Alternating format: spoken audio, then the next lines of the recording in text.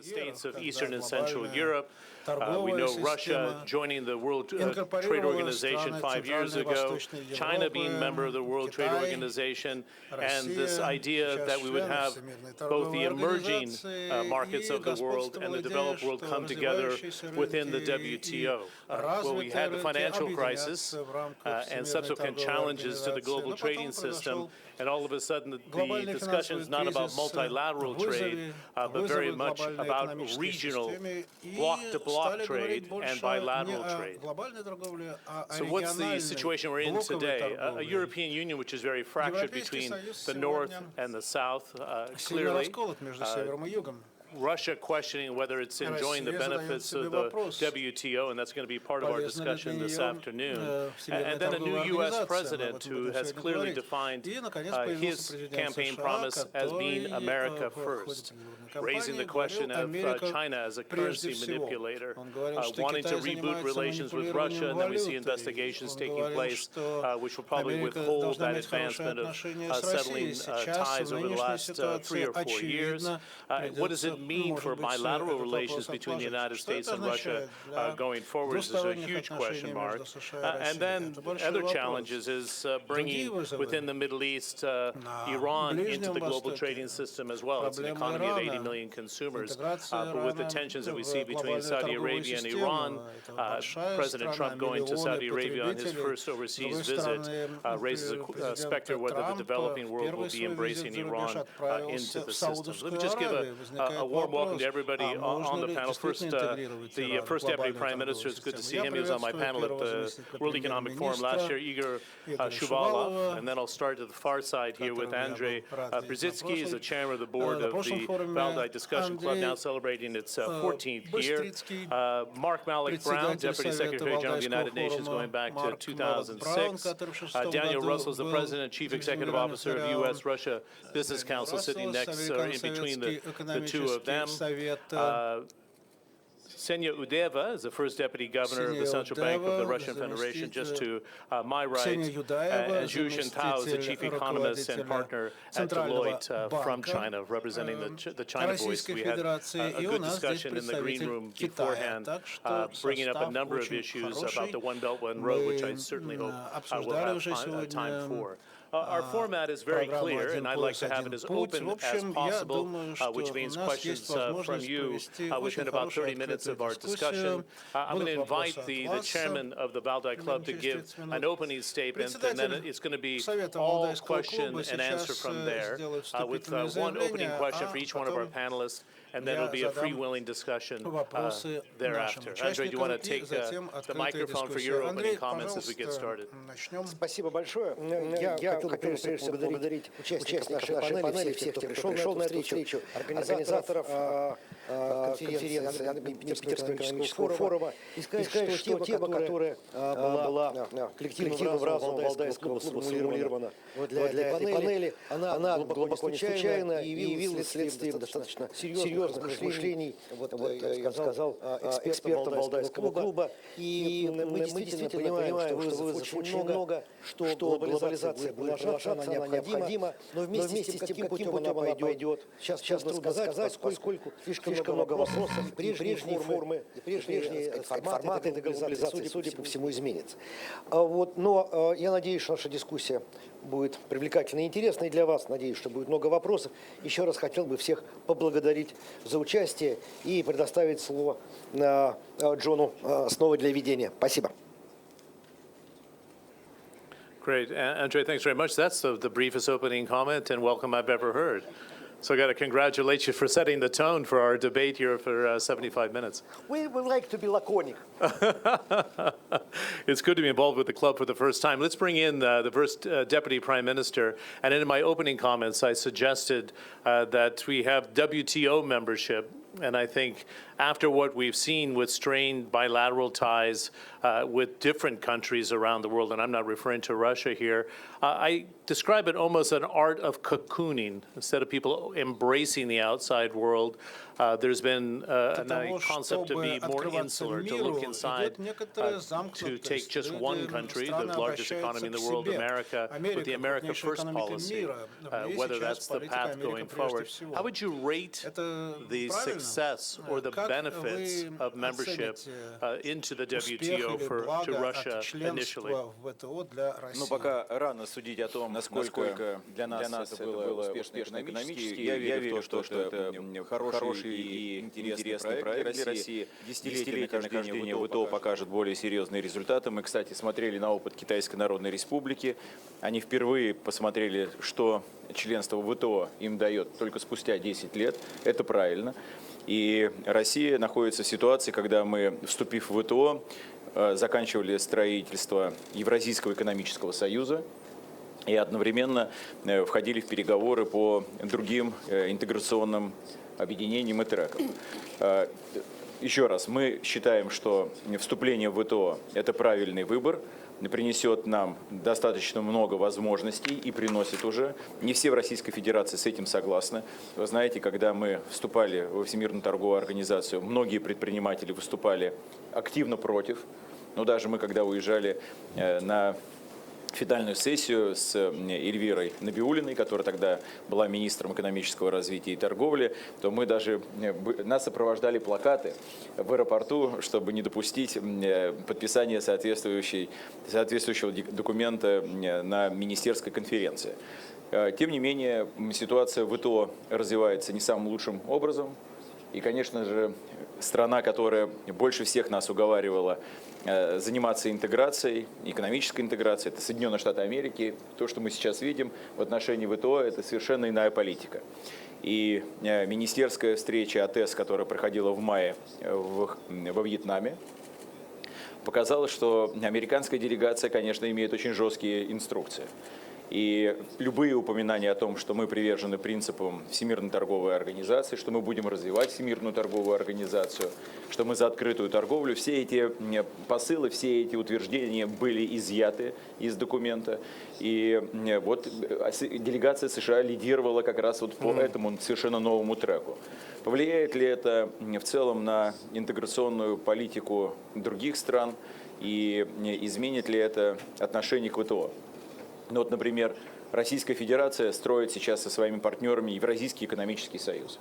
Мы будем дальше укреплять Евразес, а мы укрепляем Евразес на принципах ВТО.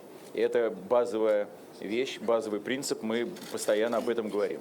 Никаких других каких-то изобретений мы будем развивать в ВТО. Дальше. Мы вступаем и вступили в переговоры по Евразийскому экономическому партнерству с Китайской Народной Республикой.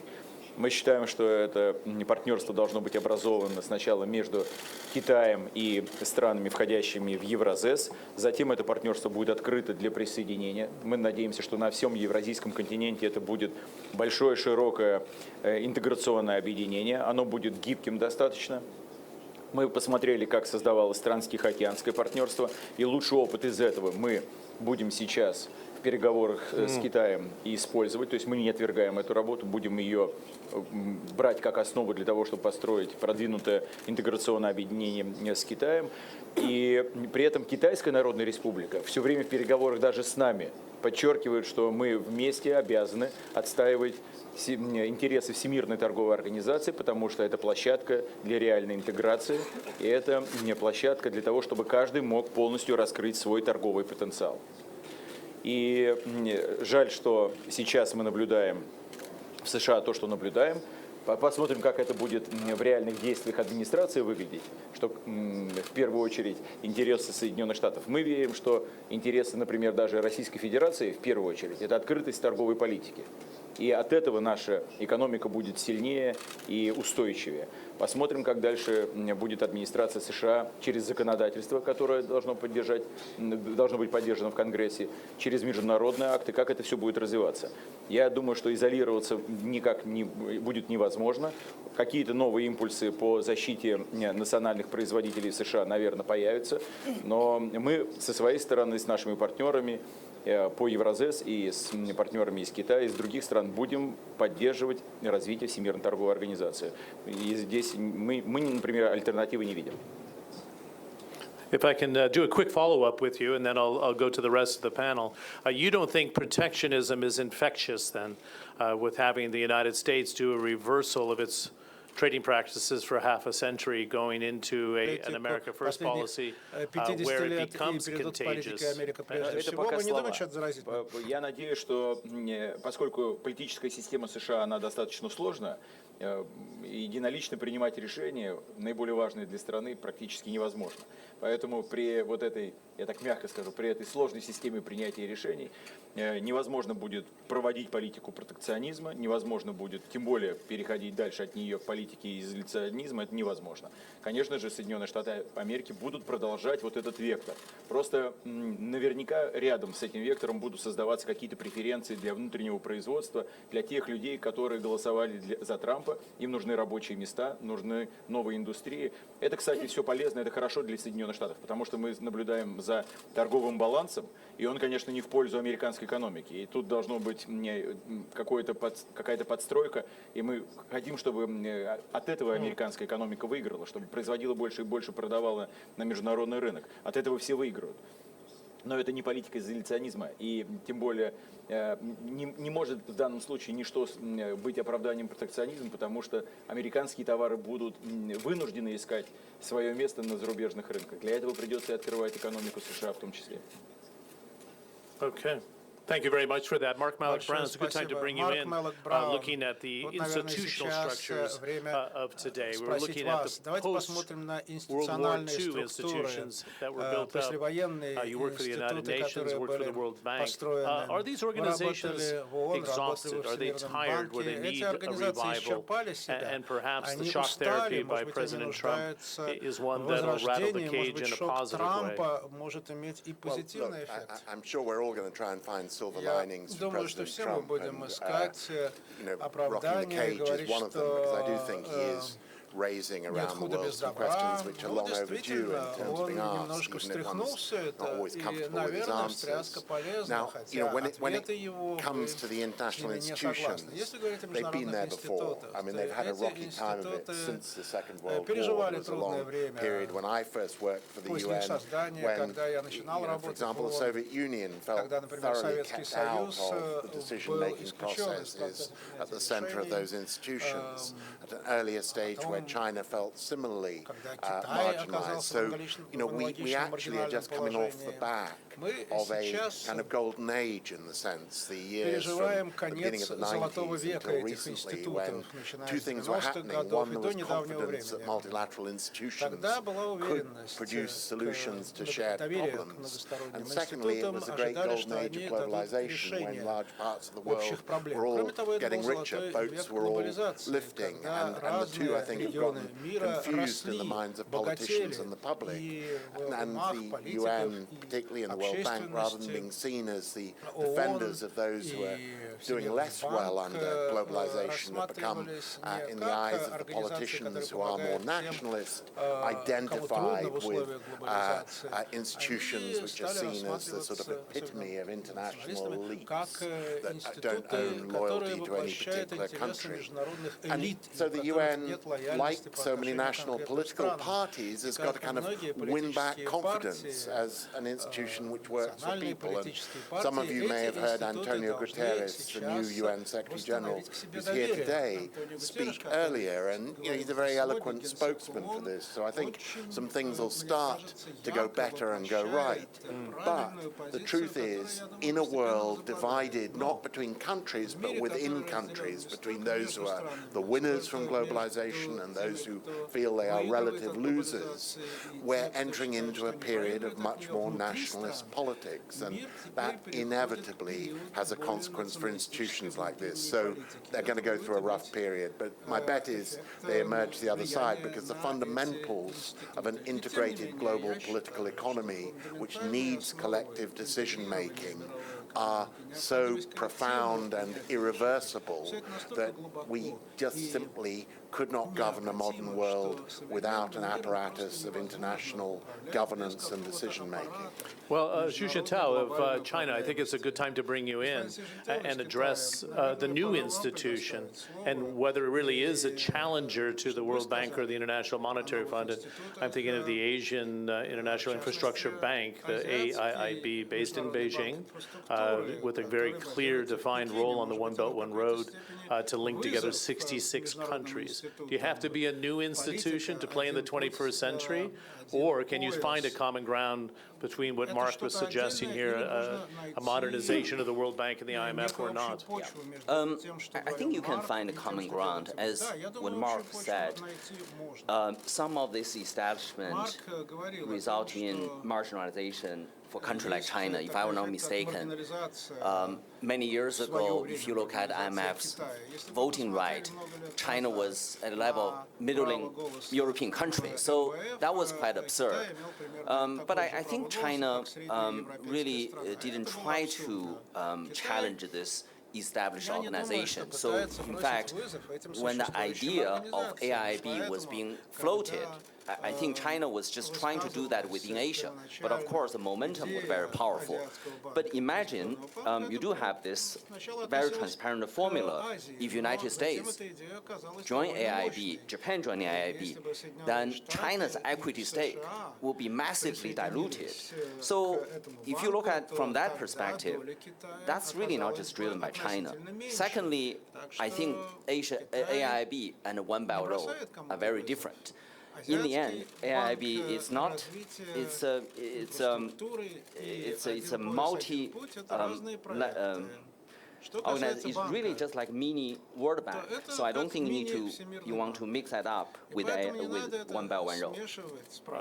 I'm not mixing it up, but I think they're financing projects on that road. Yeah. Which also helps eat up the excess capacity in China. Well, I would dispute that. I would dispute that. If you think about that, even if China wants to export its excess capacity, for example, in steel, cement, you just can't do that. I mean, all these countries, they just cannot absorb such overcapacity. I mean, I don't want to get into details of steel industry. For example, steel industry in China, in my opinion, needs to be consolidated massively in order for that to be commercially viable. So you cannot just rely on Belt and Road Initiative as a vehicle to export excess capacity. So in the end, I think China still has to consolidate domestic industry. Okay, let's bring the first deputy governor in here of the central bank. It leads me to the question of fragmentation of the financial system. If we are moving away from globalization, do we see this reflected at all in the banking systems worldwide and the work of the Basel III in Switzerland, in your view? First Deputy Governor. Спасибо большое за вопрос. Ну, вы знаете, в финансах свято место пусто не бывает. Поэтому процессы глобализации и фрагментации идут параллельно, и скорее можно говорить об изменении структуры глобальной финансовой системы. Связано это с тем, что такими драйверами глобализации на самом деле являются два процесса. Первый – это, конечно, политика, будь то торговая политика или регуляторная политика. Второй – это технологии. И цифровые технологии, телекоммуникационные технологии – это те сферы, где в последние 10, 15, 20 лет мы наблюдаем очень быстрый прогресс. И, безусловно, эти сферы меняют мир в тех секторах, где они очень активно используются. И финансы – это, конечно же, один из секторов, где эти технологии очень активно используются. Поэтому что произошло в финансах? Да, после кризиса 2008 года глобальные банки, европейские банки стали гораздо меньше инвестировать напрямую в другие страны, даже стали сокращать свои операции. Пошло сокращение трансграничного банковского кредитования, но их роль достаточно быстро стали играть управляющие активами. Да, и сейчас мы говорим о очень крупных управляющих активами, которые напрямую кредитуют компании из стран с развивающимися экономиками, о растущих облигационных рынках, причем в национальных валютах, а не только о рынках евробандов. То есть жизнь не стоит на месте и идет изменение структуры финансового рынка. Это если говорить о непосредственно рыночных процессах. Если говорить о регуляторной координации, то здесь 2008-2009 годы были ключевыми. Была принята многолетняя программа совершенствования глобального регулирования, направленная на на закрытие тех проблем, которые, как считается, привели к кризису 2008 года. Это и проблема глобальных системозначимых банков, их неустойчивости, проблема так называемой теневой банковской системы, да, недостаточной защиты от рисков финансовых институтов, которые также занимаются кредитованием, проблема централизованного клиринга деривативов и регулирования некоторых других рынков и так далее.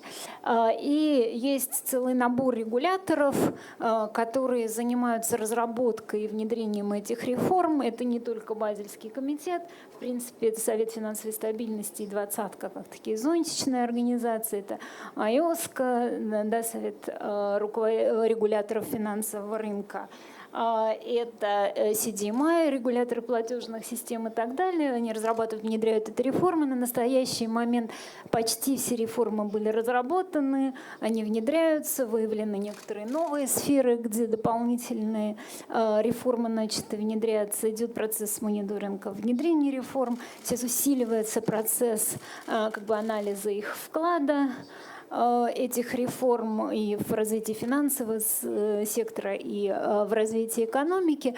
В принципе, в процессе есть свои сложности, но в целом он идет, скажем так, достаточно скоординированно и достаточно быстро. И, конечно, опасения, связанные с позицией американской администрации, тоже сейчас появились в кругах регуляторов. Хотя, выскажу свое мнение, я вот тоже не понимаю, в конечном итоге, чем все закончится и вообще в чем именно состоит идея. Да, есть идея отказаться от части регулирования, но вот в какой части, в какой мере, да, как это будет происходить, во всяком случае, сейчас непонятно, поэтому можно говорить о сфере некоторой неопределенности, но не о каком-то вот четко выверенном процессе, который идет. Но на стимулы, конечно, ко всем действиям это влияет. Извините, один маленький момент. И вопрос еще в том, что все-таки 10 лет прошло после 2008 года, и, конечно, кризис забывается, поэтому вполне возможны и голоса к тому, что давайте вот этот процесс остановим, они тоже начинают раздаваться все больше и больше. Спасибо. Thank you for the comprehensive analysis. This is brought up in the first Deputy Governor's comments here, Daniel Russell, about breaking the chain between politics infiltrating economic policy. And I'm thinking in the spirit of the sanctions that were introduced in 2014 and the impact it's had on Russia here.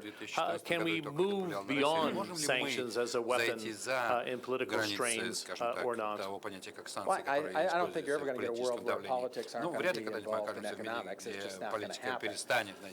I think it's obvious that, geopolitical tensions, the cycle of sanctions and санкций и контрсанкций, понимаете, безусловно, создает неопределенности на рынке и сдерживает потенциал возникновения новых компаний и выхода из ситуации, безусловно, и увеличивает себестоимость капитала. Но как мне думается, что важно, так это то, что голос бизнеса должен здесь возникать. И с тем, чтобы приносить сюда логику, я имею в виду политический анализ, и если в особенности, как мы говорили о And I think you've seen elements of that. It's a work in progress, but it's been refined since he's taken office. изменить настройку с тех пор, как он вступил в офис. Китай, безусловно, We've seen the position on the North America Free Trade Agreement change somewhat. We're now talking about modernizing the agreement rather than scrapping it. And I think that's in part because you've had businesses who've spoken up and tried to, bring the fundamentals of global economics to political decision makers. And I think there's a very good case to be made for free trade. Deputy First Minister Shuvалов has already made many of the right points. I'll tell you, our Council of Businesses in it strongly supported Russia's accession to WTO for the long-term benefits. России в ВТО именно в долгосрочном плане, в результатах, которые это может дать, я надеюсь, это заметно. И я надеюсь, что компания Соединенных Штатов и России будет отводиться этим компаниям роль именно в том, чтобы глобальная реальность отражалась в тех политических решениях, которые принимаются. Хорошо, тогда мне хотелось бы попросить вернуться к высказыванию именно возможность слушать людей. И в этом смысле вы подключились There was a rush to bring in these countries of the former communist states into the global trading system, but almost ignoring the impact it would have on the more developed economies. I think the Brexit vote was directly linked to the fact that many of these workers were not competitive enough in the global economy. Pennsylvania, Ohio, Michigan, the Rust Belt of the United States, these people felt very isolated. How do you ensure that this doesn't happen to Russia within the WTO, that there are sectors that are not ready to play at the top league or not? Do you think this economy is prepared for wide open trade, or you don't have a boomerang of the same sort in the future? Я до ответа на этот вопрос хотел бы сказать, что Россия участвует в АБИ, в Азиатском банке инфраструктурных инвестиций, и мы собираемся активно взаимодействовать с Китайской Народной Республикой по проекту «Один пояс, один путь». И президент Путин принимал участие в саммите, который проходил сейчас в Пекине. И мы договорились, что вот этот проект по сопряжению строительства Евразес и «Один пояс, один путь» мы будем дальше продвигаться. Мы понимаем, по каким проектам, что мы будем делать, начиная от физической транспортной инфраструктуры до вопросов сотрудничества в области науки, технологий и образования. Так что мы никогда не рассматривали АБИ как альтернативу Всемирному банку или Международному валютному фонду. Мы так не думаем. Но хорошо ли будет для Всемирного банка, если АБИ будет иметь собственную компетенцию и возможность финансировать крупные проекты? Да, хорошо. Потому что политически то, что происходит, например, по отношению к России и к российским проектам внутри Всемирного банка, это не должно происходить.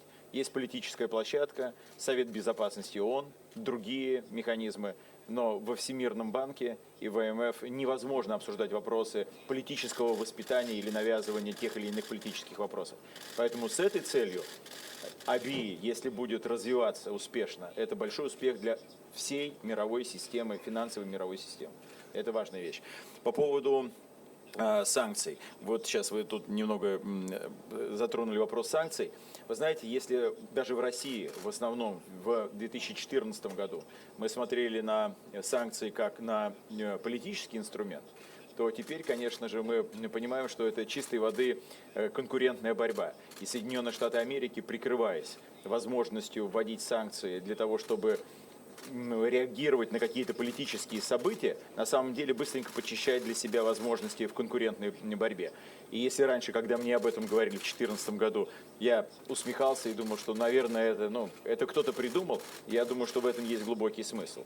И вот один человек здесь присутствует на сессии, один из сотрудников администрации США сказал: вы увидите, это еще было при Обаме, вы увидите, что скоро Соединенные Штаты будут использовать механизм санкций. И он сказал: we love sanctions. Это происходит. Понимаете? Это все, что я сказал, чистая правда, ничего не придумал.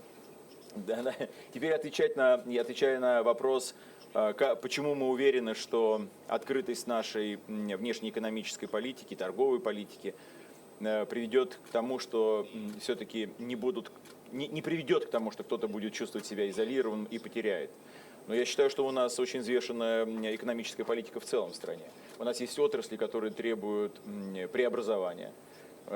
Мы понимаем, что есть предприятия, даже созданные в последние 20 лет, которые уходят с рынка, либо уже ушли. Это совсем не обязательно, что только советские предприятия исчезнут с карты, с экономической карты. Некоторые советские предприятия и модернизировались и продолжают успешно развиваться. Какие-то новые предприятия, которые были созданы частными инвесторами или при помощи Государственного банка развития, оказались в ситуации, когда мировая конъюнктура оказалась не такой, как мы это видели. Но по большому счету ответ на то, чтобы экономика России стала значительно сильнее, это внешние рынки. Потому что мы уже научились, как собственный рынок обслуживать. И услуги стали очень конкурентными.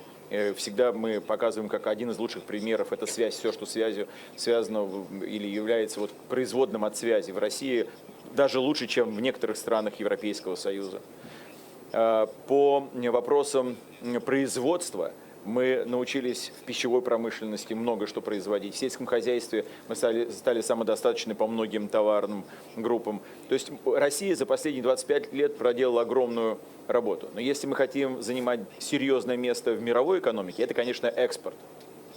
Это там, где будут развиваться малые, средние, крупные формы предпринимательства. Но ответ на богатство русских – это экспортный потенциал, это экспорт. И всячески все, что способствует экспорту, российские власти будут поддерживать. И это не обязательно федеральное правительство, в том числе очень многое зависит от региональных властей. Есть регионы, которые целые индустрии создают для того, чтобы продавать на экспорт. Татарстан, Ульяновская область пытается, Калужская область. То есть у нас есть регионы, которые понимают, что они должны производить и осваивать новые рынки. И руководители этих регионов, частые гости в Китае, в Сингапуре, в других странах, в странах Европейского Союза.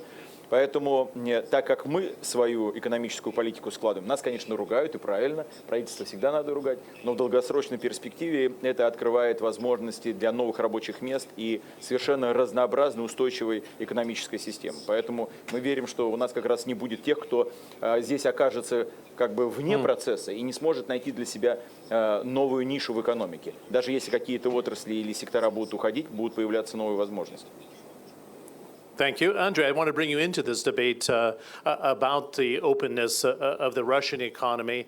You don't see a danger now of Russia and certain segments of the economy being dislocated by being open before its time. We've talked about diversification for the last 10 years in Мы говорим уже о диверсификации последних 10 лет в России. И поразительно, каким образом удается переживать санкции. Например, я тоже имел беседу с коллегами, которые говорят, нет, нам надо лучше делать качественную диверсификацию. Происходит это или не происходит? По-настоящему или в этот раз? Я думаю, что российская экономика и вообще российское общество более открыто, чем это кажется на первый взгляд. А дело в том, что совершенно не, на мой личный взгляд, совершенно неправильно трактовать Россию как некое продолжение, предположим, Советского Союза. Это достаточно новое образование, достаточно новое государство, которое находится в поисках своей идентичности и в поисках своего, если хотите, места в этом мире. Это процесс формирования новой политической нации, который идет прямо на глазах. И это процесс, конечно, формирования такого, что ли, образа, в том числе и экономического поведения, потому что, я говорю, это новое государство. Вот, почему это касается не только России. Я недавно совсем был в Казахстане, и Казахстан – это не азиатская держава. Это абсолютно новый народ, который кует, так сказать, свое самоощущение. Казахстанская элита достаточно интернациональна. Она там, условно говоря, там поет старые советские песни, но строит очень открытую экономику. Примерно то же самое, только в больших масштабах происходит и в России. Мы видим, как меняется поведение очень многих деловых людей. На мой взгляд, ничего нет психологичнее, чем экономика. И в этом смысле российское общество проявляет колоссальную гибкость. Именно потому оно живо и развивается куда быстрее, чем кажется. Я, конечно, слышу цифры о том, что там какая-то наша экономическая рост очень невысок.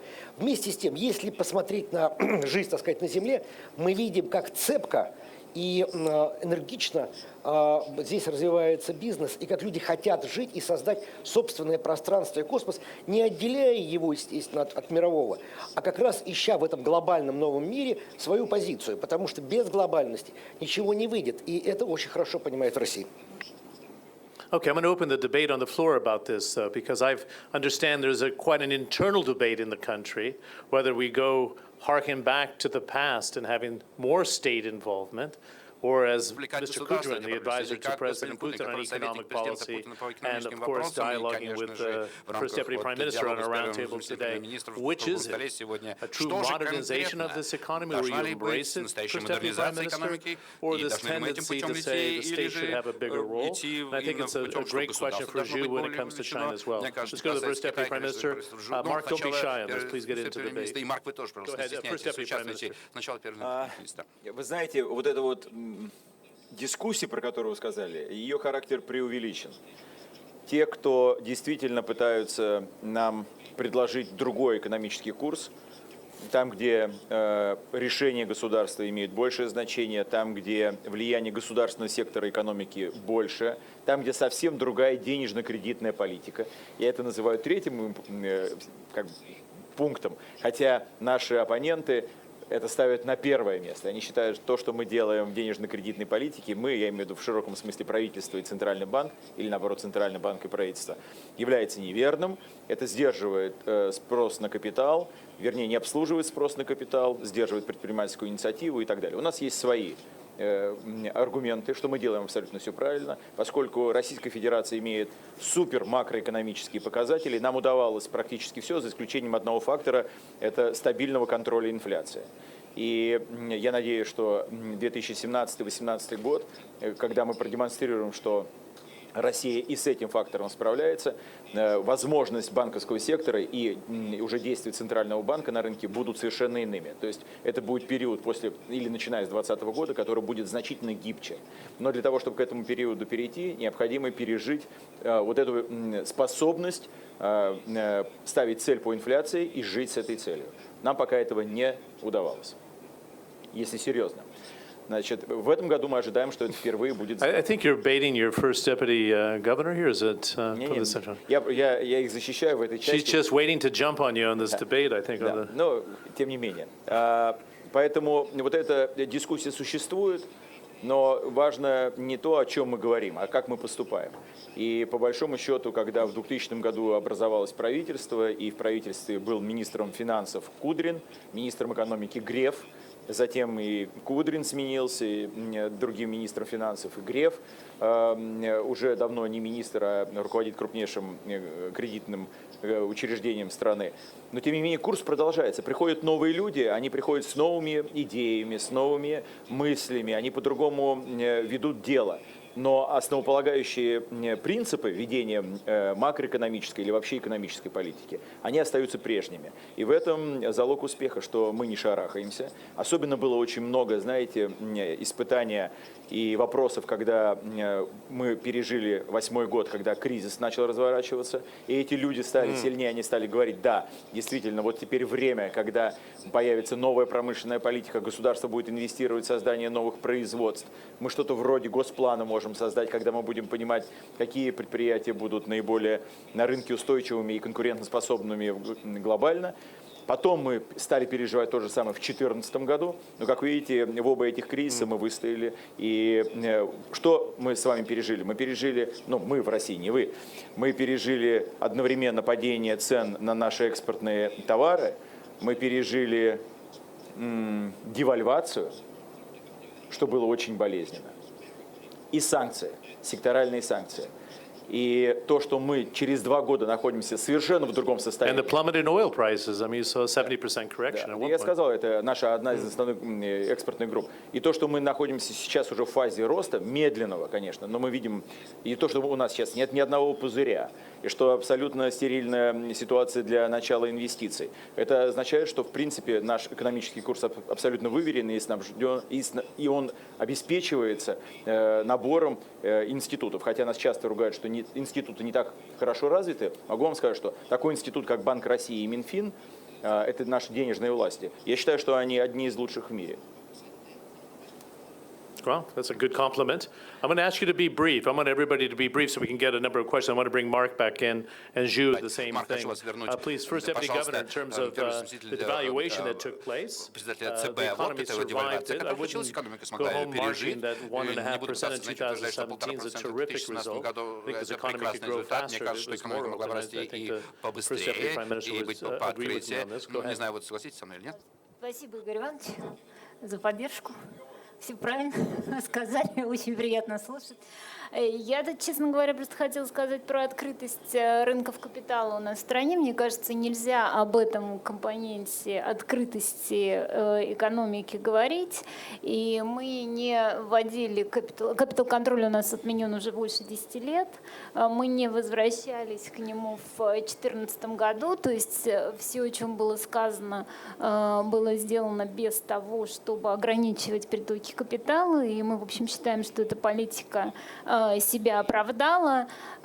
И если говорить про ситуацию сейчас, то как бы нельзя забывать, что многие долгосрочные ставки на финансовом рынке, доходности по гособлигациям, там многие доходности по корпоративным бумагам уже опустились, там 5-летние, 10-летние бумаги, там доходности опустились до уровня примерно 2013 года. То есть я бы сказала, вот вы говорите про санкции, я думаю, что с помощью хорошей политики мы более чем компенсировали санкции во многом и при этом сохранили экономическую открытость. Спасибо.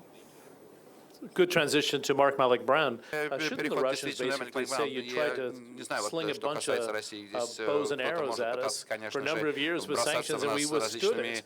Проблемами и санкциями, тем не менее, нам удается выстоять. Действительно, может быть, готов я и согласиться, но будучи ветераном, наблюдающим за санкциями, работая еще в ООН и в Всемирном банке, я действительно, знаете, испытываю такое ироничное удовольствие от непредвиденных последствий, потому что практически всегда архитектор такого санкций, он вынужден удивляться результатами, которые получаются. Потому что утром сегодня я вот обходил центр конференции, и практически я видел, что уж безусловно точно санкции способствовали диверсификации российской экономики посредством замещения импорта. И на самом деле также и за счет замещения капитала в поисках новых партнеров по инвестициям и торговле. И в этом смысле санкции, как то и можно было ожидаться, привели к абсолютно иным последствиям. Но чтобы мне хотелось дополнительно еще пару моментов обозначить. Второе. Несмотря на Брексит, несмотря на господина Трампа и других результатов голосования в Европе, мне кажется, никто из нас, кто так тесно наблюдает за экономическим пейзажем,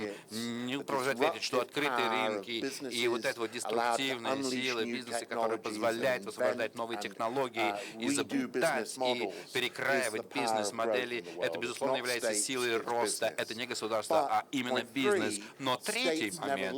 Государства, тем не менее, продолжают играть критическую роль, направляя то, куда бизнес начинает предлагать свою энергию и определять стратегические направления. И, следовательно, здесь еще и четвертый момент. А это вот ржавый пояс. Критическая роль государства заключается в том, чтобы проигравшие в процессе глобализации не были бы забыты, потому что тогда это приводит к политической реакции. Я работал в начале 90-х годов в России в роли консультанта, и я совершенно четко наблюдал, во что превращалась ситуация, когда люди неквалифицированные были забыты в вновь формирующейся стране. Но у них тогда не было той же самой политической силы, которые, в примере господина Трампа, ввели его во власть, или голосующие за Брексит.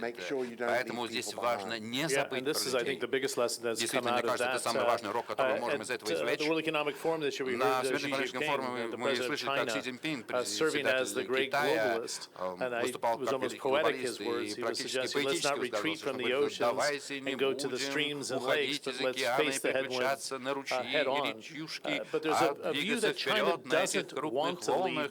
И тот факт, что Китай, в общем-то, может быть, двигается, но тем не менее возникает вакуум, который произошел. И Россия довольна возможностью такого заполнять. Поэтому Си Цзиньпин именно в его ссылках на такой вот глобализм, это имеет основу под собой. Мне кажется, что вы безусловно подчеркнули, что наш президент был очень откровенный, и вы подчеркнули возможность, что здесь может возникнуть такая вот реактивная откат. Ну и с момента вступления в ВТО в конце 2001 года, в какой-то момент, внешняя торговля, которая была определена на валютах в Китае, была практически 55%. Поэтому действительно у Китая был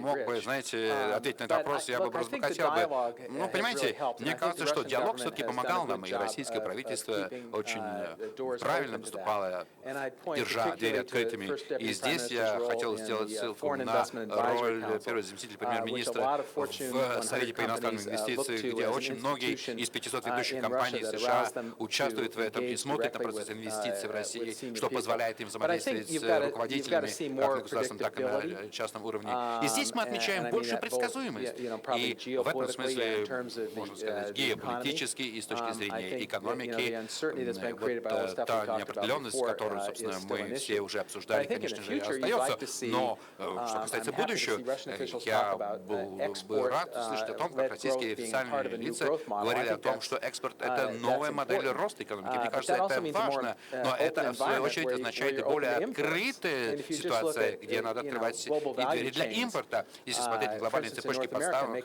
например, в Северной Америке производство автомобилей, средний автомобиль, там 30 тысяч различных частей, но эти части, запчасти, иначе пересекают границу между Мексикой, США и Канадой, и США, и некоторые из них могут 6-7 раз пересечь границу, прежде чем наконец будет установлен на готовый автомобиль. Поэтому если слушать о том, что говорит Марк, то есть и региональная конкуренция, не только межнациональная конкуренция.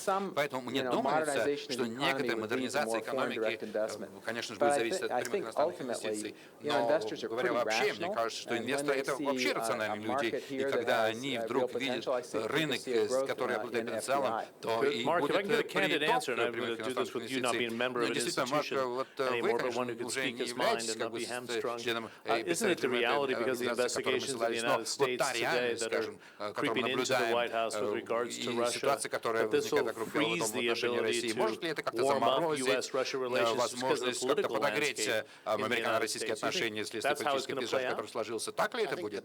Знаете, я считаю, что, наверное, самое большое, я бы сказал, политическое улучшение, оно сейчас здесь тормозится на низких уровнях в департаменте торговли, Министерстве торговли США и прочих такого рода ведомствах. Тем не менее, я наблюдаю улучшение в торговом диалоге, несмотря на то, что и геополитический уровень как-то застрял. Но действительно, там есть большое будущее.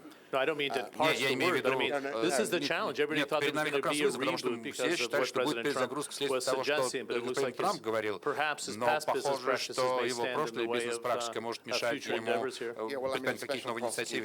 Но в особенности, если, конечно же, главный прокурор мог бы подсказать такого рода расследования, на них мог уходить и год, и два, и более. И в этом смысле буквально 4 новостных цикла назад, можно сказать, что пока что все остается неизменным. Хорошо, давайте попробуем услышать какие-то вопросы из зала. Вы хотели, пожалуйста, микрофон, чтобы поднесут те, кому будут давать микрофон. И вот с этой стороны, пожалуйста, где микрофон. Я знаю, что Benjamin будет тоже вопрос. Пожалуйста. Make sure the microphone is up, please, on the audio. I think it's already turned on, though. Can we get this microphone up, please? One more time, Fyodor. One more time. Еще раз, пожалуйста. Thank you very much. Excuse me, before you start, you have a microphone in your hands? Okay. Can I have a second microphone here so we save time? Thank you. No, it works, yeah, thank you. Федор Лукьянов, Валдайский клуб. Игорь Иванович, у меня к вам вопрос в продолжение, собственно, дискуссия вот, крутится вокруг санкций, ВТО, новая система. Вот чтобы нравится нам или нет, но Соединенные Штаты, в общем, такая страна, которая задает тренды мировые. И, видимо, еще долго будет это делать. Если американский президент провозглашает America First, Америка прежде всего, то с неизбежностью остальным тоже придется. Вот не пора нам провозгласить Russia First и на самом деле вот к этому адаптироваться, уже исходя из того, что это новый тренд? Значит, конечно же, то, что говорит президент Соединенных Штатов Америки, слушают во всем мире. Ну вот, моя работа – это экономическая политика. Значит, но, знаете, надо понимать, что, конечно, в мире есть уже и другие игроки. И, конечно, то, что говорит председатель КНР Си Цзиньпинь, тоже люди прислушиваются. А пока мы слышим разные сигналы. Например, если президент Соединенных Штатов говорит сначала вот для Америки, а начиная вот с Давоса, мы слышим очень сильный голос китайцев о том, что нужно поддерживать интеграционные процессы. И от этого выигрывают нации. Значит, если уж совсем быть серьезным, конечно же, мы не отвергаем, а наоборот поддерживаем всячески интеграцию и ее развиваем, потому что это в первую очередь не для чьих-либо интересов, это служит нашим интересам. Потому что я убежденно говорю и повторяю одно и то же. Богатство русской нации или российской нации, российского государства в освоении новых рынков. Если мы будем думать о том, что вот все сначала для себя, вот все будет внутри наших границ и все остальное, тогда не нужно претендовать на достижение большой цели. Большая цель для русских, чтобы не было бедноты, чтобы была возможность вырваться при наличии и финансовых инструментов, и инструментов социальной политики из бедноты для любого, кто хочет это становиться успешным предпринимателем, в любом случае это новые рынки. Новые рынки – это открытость экономики в обе стороны. По-другому работать это не может. Но это наш национальный интерес. Это не интерес кого-либо, ни Китайской Народной Республики, ни какой-нибудь другой уважаемой страны. Наш интерес – быть открытым, потому что это залог богатства русских людей. Quick follow-up, and then I'm going to go to Benjamin here in the front row, and this is to the First Deputy Prime Minister as well. Isn't there a fear, and I've heard this many times off the record presented to me as a emerging markets editor of CNN, that China's getting too dominant with its policy when it comes to One Belt, One Road. And one of the reasons we have the Indian Prime Minister here is to have other members of the BRIC counterbalance that Chinese power. Zhu, you can jump in, but let me go to the First Deputy Prime Minister first. Is it a Russia concern? Я не верю, что премьер-министр Моди здесь для того, чтобы обеспечить некий баланс. Я это отвергаю. Но это вопрос к политикам. Те, кто занимается политическим конструктором, я верю в то, что я слышу во внутреннем диалоге или в том, что говорит президент Путин. А президент Путин говорит, что никогда не было у России амбиций, или до сих пор мы ее никак не формализуем или не имеем в виду, что вместо Запада надо научиться торговать на восток. Для России задача... Excuse me for just a second, First Deputy Prime Minister. I lost my translation. I know this is an important answer. I need to make sure it's pumped into my ear. I'd love to say in my 6 or 7 visits to Russia that I speak fluent Russian, but that would be misleading. Are we good to go, please? Go ahead. Да. Я не верю, что премьер-министр Моди здесь для того, чтобы обеспечить какой-то баланс. Я в это не верю. И это так выглядит, скорее всего, для политиков, но с точки зрения экономики для нас Индия очень важный потенциальный торговый партнер. У нас с Индией нет таких торговых отношений, как с Китаем, и в этом плане для нас Индия более сложный проект. Но мы хотим, чтобы Индия для нас была реальным торговым партнером, но не как баланс, а просто это огромная страна с огромными возможностями. И развиваясь, например, по вот этому евразийскому торговому треку вокруг Шанхайской организации сотрудничества, мы можем научиться с Индией делать много бизнеса, и мы хотим это сделать. Но мы не хотим сворачивать бизнес ни с Европейским Союзом, ни с Китайской Народной Республикой. Для нас это все направления, маршруты, которые нужно осваивать. Но это ни в коем случае не сворачивать одно и развивать другое. Россия тогда будет успешно развивающейся, когда и на запад, и на восток будет одинаково успешно торговать.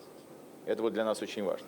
Но я скорее здесь остановлюсь, поэтому это я отреагировал, что это никакой не баланс. И мы не чувствуем доминирования Китая, не чувствуем. Мы несмотря на то, что население Китая огромное по сравнению с населением страны, мы чуть меньше 150 миллионов, а не 1,4 миллиарда людей. Но это равный диалог, очень доверительные дружеские отношения между лидерами. И я рад, что вот этот политический хороший диалог конвертировался, наконец, в экономическое взаимодействие. Мы это видим, как эта экономическая политика, выгодная двум странам, развивается последние 2 года. Great. Zhu, very quickly, and then I'm going to take the floor from Benjamin. Very quickly, John, I may have to clarify what you have said. In English, One Belt, One Road, that name stays, but in Chinese, already been changed. So the new name actually is called Belt and Road Initiative. Is much broader, not just the 63, 64 countries between China and Europe. So for example, right now there are discussions between China and Australia in terms of building infrastructure in northern Australia and as a part of the package to co-invest in developing countries. So I think Belt and Road increasingly should be viewed as a China's commitment for trade integration and opening. No longer as these 63 countries being announced by Foreign Ministry in 2013. Okay, thanks very much. Benjamin? Thank you. Mr. Shuvалов, we've heard this afternoon how the institutions set up after the Second World War are certainly under threat. We've also heard about new organizations that have come to take a more prominent role, whether it's the AIIB, the BRICS group, and others. From the Russian perspective, where do you see the Russian Federation deploying political capital and leadership to try and shape the new organizations which are going to emerge in this next era? Но, в отличие от других крупных держав, Российская Федерация не претендует на какое-то глобальное лидерство, поэтому мы чувствуем себя счастливо и очень удовлетворены будем, если в тех форматах, в которых сейчас нам не дают будет полностью развернуться, все-таки вернуться к основам существования этих институтов. Это Всемирный банк, это ПМЭФ, это Европейский банк реконструкции и развития. Надо, чтобы политические все вот эти их мотивы и действия для того, чтобы ограничивать нас, они должны уйти. Потому что здесь не вопрос России. В противном случае другие страны будут смотреть внимательно за тем, как развивается ситуация. И они, конечно, будут искать другой центр притяжения. Россия достаточно большая страна, мы, в принципе, выживем, будем маневрировать, у нас все будет в порядке. Но есть очень много стран, которым нужно будет более справедливое устройство, где они могут защищать свои права, а не только действовать по палочке дирижера. Поэтому Россия будет поступать достаточно умно для того, чтобы развивать и формат БРИКС, и Азиатский банк инфраструктурных инвестиций, способствовать вот этому формату «один пояс, один путь». Мы будем играть на всех досках. Мы не пытаемся нигде доминировать. Мы не хотим так лидировать, чтобы мы защищали свое лидерство. Если наше лидерство и будет где-то обеспечено, то только за счет того, что мы будем продвигать лучшие стандарты и становиться как бы формой защиты любых игроков, малых, средних и больших. Okay, let me go to the first deputy governor of the central bank here. The microphone's a bit far away from you, if you can bring it closer to you. Is the G20 dead as an institution? The G7 is no longer called the G8 for obvious reasons because of some of the tensions we've seen as of late. The G20 was very useful when we needed to tap the emerging markets for capital during the financial crisis, but nobody seems to be embracing this collaboration between the developing and the developed in the context of the G20. Спасибо большое за вопрос. Ну, двадцатка действительно сыграла очень большую важную роль в 2008-2009 году, сразу после кризиса. Сейчас процессы, которые в двадцатке идут, скажем, процесс финансового изменения, реформы финансового регулирования, они, может быть, менее заметны, времена менее спокойные. Ну, знаете, МВФ где-то в начале 2000-х годов тоже казался таким институтом, роль которого снижается, и там, по-моему, даже они сокращали количество людей, которые у них работали, количество стран, которым они помогали, снижалось. А теперь, пожалуйста, там даже некоторые европейские страны получили от МВФ поддержку. Поэтому я думаю, что роль такого рода институтов, она просто немножко разная в разные периоды экономического развития. The gentleman here, if you identify yourself, please. Вопрос Джорджу Марку, понятно. Представлюсь. Череповецкий литейно-механический завод, Валдай Владимир. Очевидно, что не ставится под сомнение процессы глобализации во всем мире. Это понятно, и на этом форуме во всех столах мы это слышим. Но в России есть такая детская игра в детском садике, когда проигравший – это тот, кто не успеет сесть на стул, который достается из общего количества. Вот когда бегает 100 человек, а 99 стульев, каждый выбывающий незаметен для игроков. У меня складывается впечатление, что нынешний процесс глобализации дошел до момента, когда стульев осталось мало, а их претендующих на то, чтобы их занять, их тоже мало, но они уже все крепкие. И сейчас начинается процесс, когда идет плотное толкание локтями непосредственно между крупными игроками. Меня немножко расстроил ответ Игоря Ивановича о том, что мы не собираемся толкаться локтями точно так же, как толкаются все остальные. Я боюсь, что мы можем свой стул потерять. Но при этом... А вы не придумываете, я такого не говорю. Но при этом мы получили очередное подтверждение от Марка о том, что американцы, безусловно, будут наращивать свою силу в локтях и будут активнее, нечестно играть на эти стулья. Вот, на мой взгляд, самый главный вопрос, почему волнуются патриоты в разных странах, будет ли соблюдена честная игра за занятие последнего стула. Спасибо. It's a pretty provocative question. I'm going to ask Daniel Russell to answer that, if I may. Are they going to be elbowing? Is the bark worse than the bite, actually, when it comes to America? Look, I think, as we talked about, I mean, trade policy is a work in progress, but I don't think protectionism is going to get you anywhere. We've had lots of dislocation with the steel industry in our own country, and we've had several presidents who found ways to impose quotas or to try to help steel mills. But at the same time, if you're trying to help one worker in a steel mill, you might disadvantage 40 other workers who are working in industries that use steel to make products. I think so. You got to be very careful about singling out one industry. You got to look at the effect on the whole economy. I think there is a bark that's worse than the bite. I think you're going to see a more pragmatic, as we get to a point where the administration's in office longer, I think you're going to see more pragmatic trade policy because we've got lots of people at the cabinet level who have real experience in the economy or in investment banking, and I think their voices will be heard.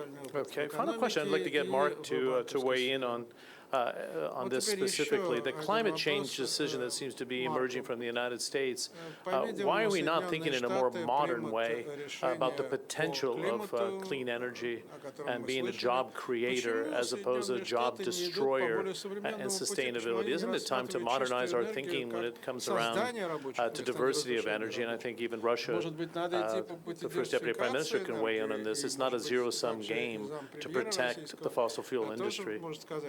Look, I mean, I think, I remember a G8 meeting which I attended as UN Deputy Secretary General, and there were a lot of guests from other countries at it, and I remember being astonished at the way the American President Bush at the time, along with India and China, were all talking about climate change as a means to embrace and develop new green technologies, whereas Europe was talking about climate change as essentially a rationing solution. You rationed emissions in order to share the pain. And, I was utterly convinced by the Indian and Chinese argument that it allowed a massive potential restructuring of business and investment in business, a huge economic shot in the arm, a kind of 21st century Marshall Plan almost for the global economy to shift to a low-carbon structure. And while, unfortunately, there isn't the political will for the big global jump, my own view is whatever happens to Paris, a whole new set of sectors have been unleashed. We live in a day where the grid cost of solar and hydro in many parts of the world is already the same as oil and coal. So the transition is underway, and it would again be a tremendous shot in their own foot if the US sort of backed away from this and got left out of this exciting transition. And of course it would, in terms of future emissions, be a cost we would also all indirectly bear as well in terms of the quality of the world's air. Okay, Zhu, want to have you jump in first and give the final word to the Deputy Prime Minister. Please, China's kind of jumped in with both feet and both arms into this sector. I think China has changed its position completely, mainly because the rising middle class. 5-6 years ago, I used to say air pollution in China was irritating but nothing fatal. Now, I cannot say that anymore. The expectations for middle class just so different. So I think China right now is taking climate change extremely seriously, and I completely agree with Mark. Okay. First Deputy Prime Minister, why don't I give you the last word because we're right up against the window here. Should Russia do a deeper dive itself into diversification out of oil and gas and even coal for that matter? Это уже происходит. У нас было принято специальное законодательство, даже когда не было договоренности в рамках Парижского соглашения. И по энергоэффективности, конечно, самое лучшее стимулирование энергоэффективных технологий – это когда цена на нефть и газ очень высокие. Но, с другой стороны, как вы знаете, мы это переживали. Высокие цены на нефть и газ тогда создают много других глобальных проблем для экономики. По большому счету, чем стабильнее и не такая высокая цена на энергоресурсы, тем больше возможностей для других индустрий в России развиваться. Мы это как раз наблюдаем большой и серьезный вот этот вот взрыв развития после того, когда цена на нефть и газ были снижены. По энергоэффективности нравится, не нравится, придется эту дорогу пройти. Мы, кстати, глобально вносим, после того, как Советский Союз перестал существовать, огромный вклад в экологическое развитие, хотя сами экологи спорят, СО2 является в данном случае или не является тем, что мы с вами, причиной того, что мы переживаем изменение климата. Но, тем не менее, мы стали этих выбросов иметь значительно меньше, у нас большое количество лесов, и новые промышленные предприятия, которые появляются, новые здания, которые строятся, все это уже энергоэффективные технологии. И для нас нет проблем выполнить Парижское соглашение. Мы находимся в достаточно комфортной зоне. Что касается использования нефти и газа для того, чтобы производить энергию, у нас есть хорошие технологии в ядерной сфере. Мы производим достаточно много электричества и тепла из атома. У нас сейчас, наверное, лучшие в мире технологии для того, чтобы это развивать. И вот Сергей Киренко, который совсем до недавнего времени возглавлял корпорацию, он считает, что, развивая мирный атом, все время даешь импульсы новым технологиям, которые развиваются рядом с мирным атомом. Это совсем другие технологии производства энергии. Поэтому Россия здесь себя чувствует очень комфортно. У нас в том, что мы будем выполнять международные обязательства, нет никаких сомнений. Нам, конечно же, хотелось, чтобы это было всеобъемлющее соглашение. Все крупные экономики себя подчинили этим правилам и контрольным цифрам. Great. I want to thank the invitation by our friends at the Valdai Discussion Club. I appreciated Andrei and Fyodor in particular for the invitation to chair this. I got to say we had an all-star panel and you lived up to all the expectations, and I appreciate the questions from the floor. Let's give them a nice warm welcome and thanks to the answers that we received.